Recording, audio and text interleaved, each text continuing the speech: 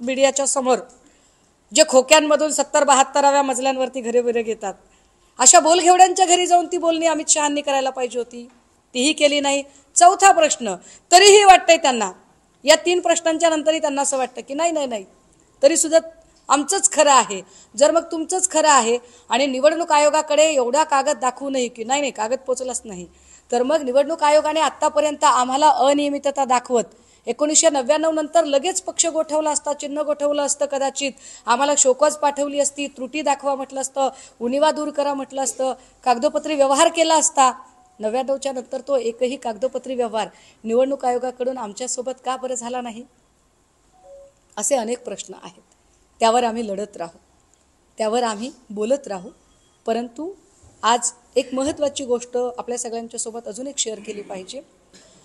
काही दिवसांपूर्वी राज्याचे मुख्य सचिव इथे आले आणि त्यांनी एक जाहीर कार्यक्रम घेतला आणि त्या जाहीर कार्यक्रम घेताना ते असं म्हणाले की आता लवकरच आम्ही बालगंधर्व सुद्धा पाडणार आहोत. म्हणजे पाडापाडीची कामं करायची आणि प्रत्येक गोष्टीतनं पैसा मिळवायचा, हेच ठरले का ध्येय? बालगंधर्व जमीनदोस्त करायला बालगंधर्वचा काय प्रॉब्लेम आहे? ना इथे कुठे लिकेज आहे, ना इथे कुठे पाणी गळते, ना कुठे काही अडचण आहे.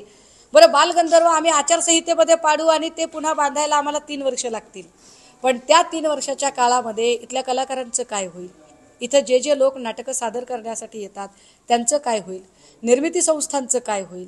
ज्या नाट्यसंस्था आहे, जे नाट्य दिग्दर्शक, नाट्य कलाकार, नाट्य निर्माते, अनेक प्रकारचे, कारण ह्या सगळ्या लोकांची रोजीरोटी आणि या सगळ्या लोकांचं एक